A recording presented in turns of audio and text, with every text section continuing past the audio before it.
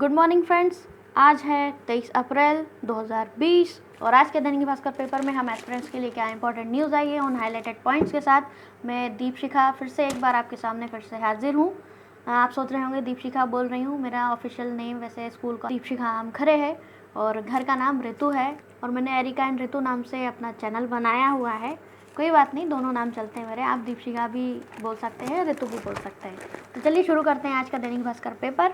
I hope आप मेरा ये वीडियो पूरा देखेंगे और इम्पॉर्टेंट पॉइंट्स जोड़ लेंगे।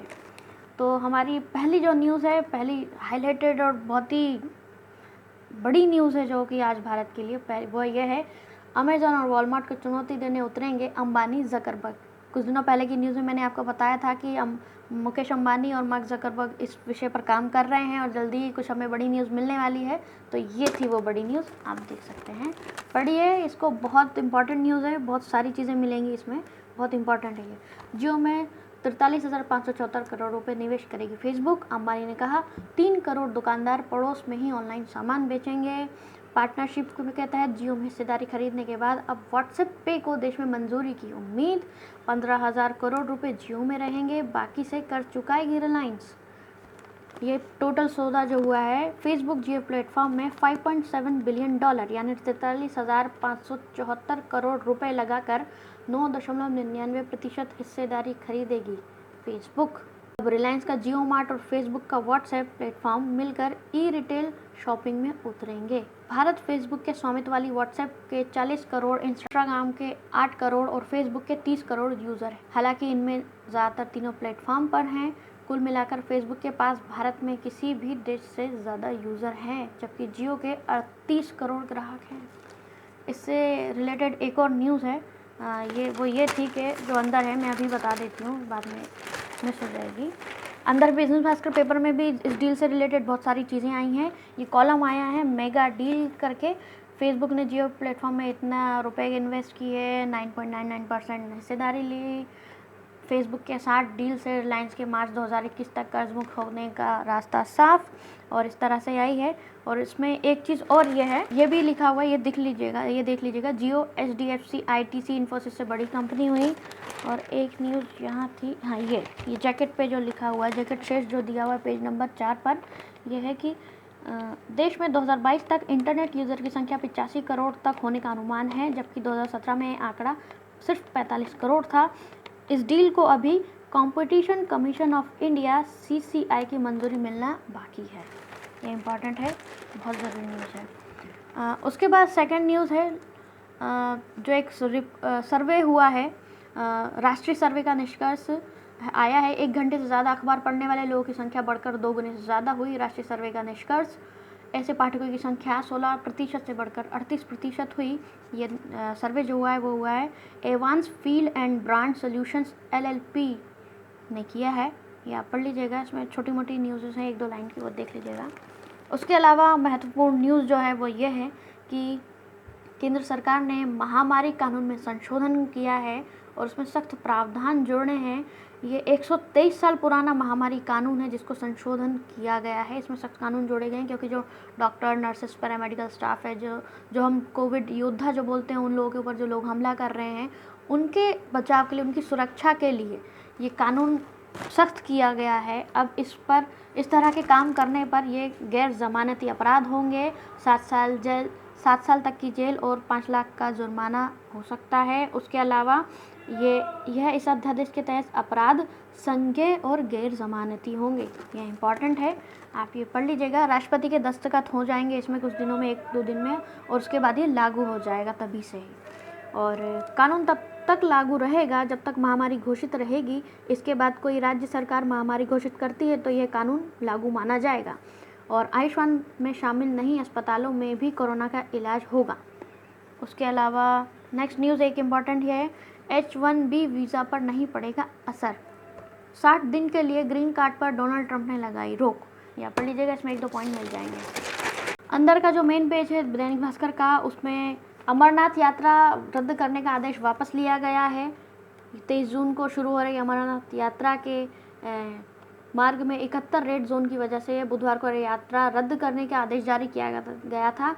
हालांकि बाद में जम्मू कश्मीर प्रशासन ने अपना आदेश वापस ले लिया है, तो अब यह यात्रा होने के आसार अभी भी बाकी हैं। उसके अलावा हमारी सेकंड न्यूज़ है, हॉटस्टार को मिली 1113 करोड़ रुपए की फंडिंग। इसकी अंदर भी न्यूज़ है और बाहर इतनी न्यूज़ है छोटे से कॉलम में, अंदर बिजनेस भास्कर पेपर में इसकी बड़ी न्यूज़ आई है, वो बहुत इंपॉर्टेंट है। लॉकडाउन का वर्क फ्रॉम होम में इजाफा होने से OTT यानी ओवर द टॉप प्लेटफॉर्म्स की लोकप्रियता में बड़ा इजाफा हुआ है। इससे भारत में नंबर 1 OTT प्लेटफॉर्म हॉटस्टार को पेरेंट कंपनियों स्टार इंडिया प्राइवेट लिमिटेड और स्टार US की कंपनी LLC से 1113.76 करोड़ रुपए की फंडिंग मिली है। विस्तृत खबरें बिजनेस पेज के मिल जाएंगी। सेकेंड न्यूज़ जो इम्पोर्टेंट है, ऑक्सफोर्ड यूनिवर्सिटी और फेडरल इंस्टीट्यूट 18 से 55 साल की उम्र वालों पर परीक्षण करेगी। ब्रिटेन जर्मनी में आज से कोरोना वैक्सीन का ह्यूमन ट्रायल। विशेषज्ञ बोले, गड़बड़ी हुई तो नए तरह के संक्रमण का खतरा पैदा हो सकता है। वैक्सीन के साइड इफेक्ट का भी अलग से परीक्षण होगा। स्वाइन फ्लू की वैक्सीन ट्रायल के खिलाफ हज़ारों लोगों ने केस किया था। उसके अलावा सेकंड न्यूज़ है, सरकार ने बदला कामकाज, कैबिनेट से आई फाइलें ही देखेगा वित्त विभाग, बाकी काम ई-ऑफिस से। ये सारा काम ई-ऑफिस मॉड्यूल के जरिए संबंधित विभागों के उप सचिव को सीधे भेजा जाएगा। ये हमारे लिए अच्छी न्यूज़ है, सरकार अपने काम का तरीका बदल रही है। अंदर के पेजों पर हम और न्यूज़ देख लेते हैं अपने काम की। जैकेट वाला मैंने आपको बता ही दिया है, जैकेट का शेष जो लिखा हुआ है कमीशन की, कंपटीशन कमीशन ऑफ इंडिया की मंजूरी मिलना जियो और फेसबुक के सौदे में अभी बाकी है। उसके अलावा एडिटोरियल वाले पेज को मैंने आपको बताया था, एडिटोरियल वाला पेज पढ़ा करें और लिखने की कोशिश करा करें रोज़ थोड़ा थोड़ा। उसमें एक नीचे न्यूज़ दी हुई है, कोरोना और तकनीक, ये आर्टिकल बड़ा सा दिया हुआ है, आप इसे पढ़ लीजिएगा। इम्पॉर्टेंट इसलिए है, इम्पॉर्टेंट भी नहीं है, बस ये है कि आपके नॉलेज के लिए बहुत सारी कुछ एक एक दो लाइन की चीज़ें मिल जाएंगी। जैसे कि ये 10 ऐप्स घर बैठे ऑनलाइन इलाज कराने और फिट रहने में कर सकते हैं आपकी मदद। WHO दे रहा है टेलीमेडिसिन ऐप्स के इस्तेमाल पर जोर। WHO नाम आ गया यानी कि हमारे लिए कुछ इम्पोर्टेंट हो सकता है। याद रखिए, विश्व संगठन जितने भी हैं, UNO से रिलेटेड हो गए या वर्ल्ड के नॉन जो भी संगठन हैं, अगर उनसे रिलेटेड अगर कुछ न्यूज़ आ रही है, भले वो कितनी ही बड़ी कॉलम में कितना ही बड़ा चैप्टर क्यों ना या छोटा सा भी चैप्टर क्यों ना हो, हमें एक बार पढ़ना ज़रूर है, उसे रेफ़र ज़रूर करना है कि हाँ हमें वो ध्यान रहे। पर इसमें तो दिया हुआ है, WHO का नाम आ रहा है, टेलीमेडिसिन से रिलेटेड ये आर्टिकल है, तो आपको पढ़ना ज़रूरी है। देश में अब फिटनेस ऐप्स पर यूज़र 60% ज़्यादा खर्च कर रहे हैं। टेलीमेडिसिन बढ़े तो अस्पताल जाने वाले आधे हो सकते हैं। उसके अलावा नीचे दी हुई है, सरकार ने पहली बार जारी की टेलीमेडिसिन की गाइडलाइन। ये भारत सरकार के स्वास्थ्य मंत्रालय की एक न्यूज़ है, नीति आयोग से रिलेटेड है, ये पहली भी चीज़ आई है, गाइडलाइन जारी की गई है। ये पढ़ना बहुत ज़रूरी है, इसमें बहुत सारे पॉइंट्स मिल सकते हैं। नेक्स्ट न्यूज़ मैंने जो आपको बोला था, बिजनेस भास्कर पेपर में स्टार को जो इन्वेस्टमेंट मिला है तो उससे रिलेटेड एक न्यूज़ है। इसमें पूरी ब्रीफ से पूरा अच्छे से विस्तृत रूप से बताया गया है, डिस्क्रिप्टिव रूप से। आप इसे ज़रूर पढ़िएगा, बहुत सारे पॉइंट्स मिलेंगे। हॉटस्टार से रिलेटेड है, हॉटस्टार स्पोर्ट्स कवरेज के अधिकार और डिज्नी के कंटेंट ने दिलाई थी सफलता। मार्च में हॉटस्टार को 1066 करोड़ की फंडिंग मिली थी। अभी का दिया हुआ है, स्टार इंडिया ने 869 और LLC ने 244 करोड़ लगाए। साल का दूसरा बड़ा निवेश, बहुत इंपॉर्टेंट है ये। नेटफ्लिक्स का भी दिया हुआ है, पहली तिमाही में 1.6 करोड़ सब्सक्राइबर जोड़े, रेवेन्यू में भी इजाफा। ये अच्छी न्यूज़ है, पढ़ लीजिएगा, एक दो पॉइंट्स मिल ही जाएंगे। उसके अलावा सेकंड न्यूज़ है, ये अपनी मेगा डील की जो थी वो तो है ही। उसके अलावा कॉर्पोरेट्स ने बॉन्ड से लॉकडाउन में जुड़ाए 51,989 करोड़ रुपए। 89 का हिंदी मुझे आता नहीं है, सॉरी। और उसमें दिया हुआ है, BSE बॉन्ड प्लेटफॉर्म भारत का प्रीमियम कर जुटाने का प्लेटफॉर्म है। इसके जरिए 27 कॉर्पोरेट्स ने कमर्शियल पेपर से 26,666 करोड़ रुपए और 18 कॉर्पोरेट्स ने मीडियम और लॉन्ग टर्म बॉन्ड से 25,323 करोड़ रुपए जुटाए हैं। BSE ने बुधवार को ये जानकारी दी। 6 पब्लिक सेक्टर और 21 प्राइवेट कंपनियों ने कमर्शियल पेपर से फंड जुटाया। इंपॉर्टेंट न्यूज़ है, आप लिख लीजिएगा। इस बार स्पोर्ट्स के सेक्शन में हमारे लिए एक भी इम्पॉर्टेंट न्यूज़ नहीं आई है। नेक्स्ट उसके कोरोना अपडेट वाले पेज में हमारे लिए एक न्यूज़ है, अमेरिका की कि दूसरे विश्व युद्ध के बाद पहली बार स्पेल बी प्रतियोगिता रद्द की गई, डाल लीजिएगा। और सेकंड न्यूज़ है, UN के कोरोना वैक्सीन टीकों को बराबरी से देने के प्रस्ताव का भारत ने समर्थन किया। ये पढ़ लीजिएगा, एक आध लाइन इसमें काम की अपनी हो सकती है। लास्ट पेज पर हमारे लिए सिर्फ 2 न्यूज़ हैं। पहली, मास्क की टेस्टिंग का बनेगा ढांचा, दिल्ली मुंबई में टेस्टिंग सेंटर बनेंगे। ISI सर्टिफिकेट लेना अनिवार्य नहीं होगा और इसे मास्क की गुणवत्ता क्या है, इसे लेकर भारतीय मानक ब्यूरो यानी BIS ने ब्यूरो ऑफ इंडियन स्टैंडर्ड ने स्टैंडर्ड तय किए हैं, लेकिन इसकी टेस्टिंग को लेकर अभी कोई ढांचा तैयार नहीं है। सेकंड न्यूज़ है, ट्रंप की ईरान को धमकी, नौसेना से कहा युद्धपोतों के सामने आए यानी वॉरशिप के सामने आए तो ईरान की सभी नौकाओं को नष्ट कर दो। हाँ, ये न्यूज़ है, 5 जजों की संविधान पीठ ने आंध्र प्रदेश के राज्यपाल का आदेश रद्द किया, अनुसूचित जनजाति के शिक्षकों को 100% आरक्षण वैध नहीं, सुप्रीम कोर्ट। ये न्यूज़ आई है, आरक्षण से रिलेटेड है।